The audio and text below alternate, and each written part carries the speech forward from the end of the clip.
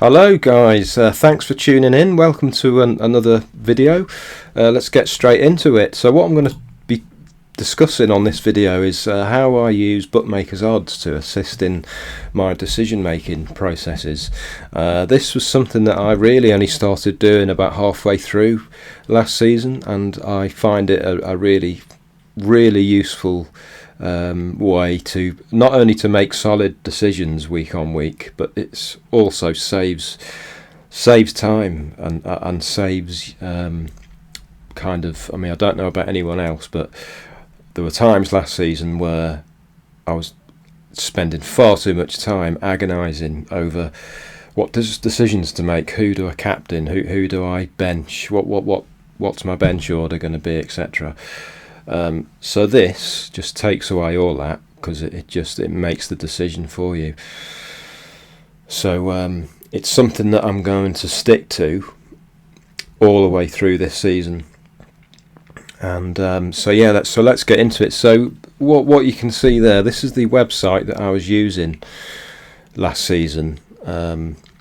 On its bookie, it's so as you can see there, it's stuck on game week 37 of last season, but obviously when the new season starts, this will update and you'll be able to see the figures for each game week.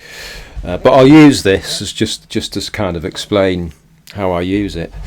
So just to talk briefly about bookmakers. So one of the main ways they set their odds is through basically looking at what we look at. So they look at statistical analysis, so a whole wide range of things, obviously form, fixture, how good the teams are, how good the players are, and I'm sure they probably look at XG figures in terms of, goals, defensive numbers and all that sort of stuff. So basically the odds that they set, essentially they reflect the statistical probability of that event occurring. Now that's not the only way they set the odds. They also have to adjust depending on how much money comes into the markets, what people are betting on, essentially. So for example, during the Euros, let's just say there's just loads and loads of floods and floods of money coming in on England to win, and you get that with England. It's a lot of patriotic betting, so they have to bring the odds shorter just to protect their exposure, because they'd lose too much money. So they do that as well. But yeah, so one of the main ways they set the odds is by looking at all the stats, and so essentially they've done the work for us. So we don't need to kind of be doing it ourselves and working it out ourselves. Now what I will stress is this is just purely looking at decisions on who to captain and who to bench. So it's those one-off decisions each week. You can't really. It's too difficult to use it for looking at transfer planning, because there's too many logistics that go into that, and it's too complicated. So for example, if you're looking at your transfers, you might want to bring someone in for, say, a period of 6 games, and you could look at some kind of points projection stat that will say, I don't know, say you're trying to choose between Salah and Rafinha, you might get a 6-week projection figure for Salah that says he's going to score 35 points in the next 6 weeks. Rafinha might only be projected to score 20, 25, etc. But obviously you've got the fact that Salah's twice more expensive, so it's what you're looking at, well, which is the better way to go. You could getting in Rafinha frees up money to strengthen elsewhere. So this tactic is purely looking at your captain choice and who to bench. So getting into it. So this is the game weeks 37 odds on. And so what it is, it's basically the percentage chance that each player has to deliver a return. So a return can obviously be either a clean sheet for the defenders, an assist, or a goal. So just looking at this, these were the. What I will say is that this is based on players starting. Now sometimes you'll see people on this list quite high up who may be someone that's it's unlikely to start. So for example, Aguero used to be on this list quite high up, quite a lot last season, but he very rarely started matches. So you need to kind of ignore those sorts of players. So just looking at this then, so this was the game week 37 figures, percentage chances of a return last year. So Salah is top, 68%.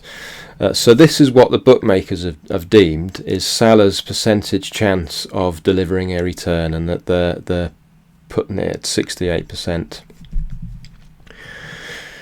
So if you're trying to decide on who to captain, and let's say you've got, I don't know, just to use as an example, you've got Fernandes and you've got Salah. Well, the statistics are saying you should go with Salah, so you pick him. It's quite as simple as that. Now, obviously, you're going to get from week to week. You will get weeks where the more unlikely event happens. You're going to get weeks where Salah could be at home to, I don't know, Brighton, or one of the lesser teams, should we say. All the stats are in his favour. He's got even a higher percent chance than that, possibly, of scoring. But he could blank, and you could get someone like I don't know, Troy Deeney could get 2 goals. That's going to happen from week to week. It's just variance.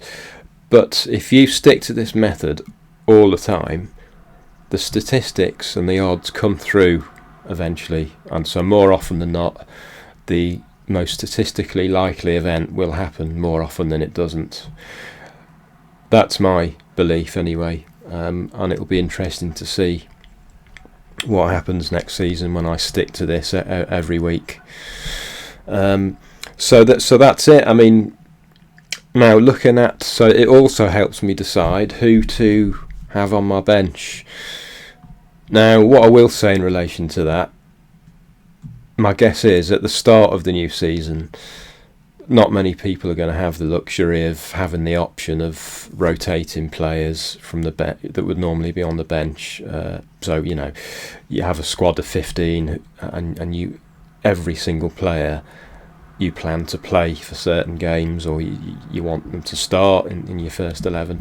At the start of the season, I would imagine a lot of players are going to have base rate 4 million, 4.5 price players that you're not really going to be realistically starting. So this may only become of use in terms of organising your bench players and having certain players in your 11 over others. It may only become useful sort of further into the season when we've got more money. Perhaps we can have spread it round the squad, a bit like what happened last season. Because if you remember, a lot of people had benching headaches because a lot of people had so much money. We had really strong squads. We were having to bench players who perhaps you don't feel comfortable about benching, and that's where this can come in. So you simply look at it and say, right, who's got the highest percent chance of a return out of the players you're looking at, and you start him. It's don't even don't overthink it, just do it. Now with the defenders, so an example I was looking at last season was I had a choice between starting Luke Shaw or Holding. Now, Man United were away at Spurs, and Arsenal had quite a favourable home fixture. and Arsenal's clean sheet odds were much better. However, you've got to factor in the fact that Shaw does offer some attacking threat. So with that, it's a case of you have to kind of make your own assessment. Now, what I did on that example, so if I remember rightly, Man United's odds of a clean sheet were something like 3.2. That's in decimal odds. I don't know how many people are familiar with that. And Arsenal's odds were significantly better on a clean sheet, 2.2, something like that. But obviously you've got the fact that Shaw does have some attacking threat, but what I concluded from that was actually, what are the realistic chances of Shaw getting getting an assist? It's probably unlikely. So I went with Holding, and he got a clean sheet and Shaw conceded, didn't get any attacking returns. So it ended up being the right decision on that occasion. Now obviously on another week it could have gone the other way. So now if Man United's odds had been better than 3.2, say they were a lot closer to Arsenal's, say they were maybe 2.7 against 2.2 for Arsenal, with Shaw's additional attacking threat, that may have been enough for me to go with Shaw, but because their clean sheet odds were quite considerably worse than Arsenal's, I went with Holding, and it ended up being the right decision. So things like that are where you have to kind of have to weigh it up yourself, because obviously some defenders offer a lot more attacking threat than other ones. So that's kind of it in a nutshell, really. Now, what you can potentially, let's just say you had the decision like I did here, game week 37. I think I had Salah and Kane that week.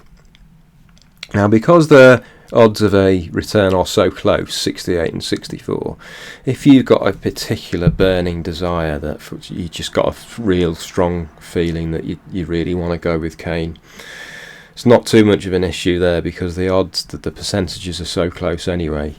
But what I wouldn't be doing is going with Fernandes over Salah, where Fernandes's percentage is quite a fair bit lower.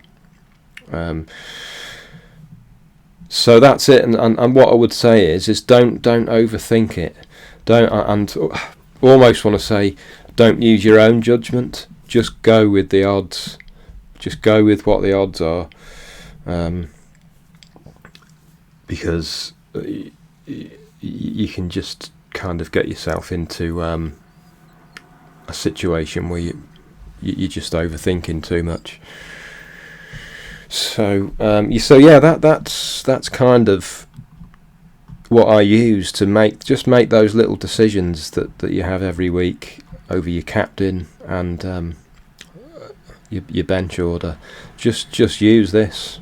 Just use this. Use the odds, because as I said, the bookmakers have done the work for us with the odds they set. We don't need to do it. We don't need to spend time trawling through things ourselves. Just use this. So that's it, guys. I hope you find it useful. If you have any particular views on it, let me know in the comments section. And I'll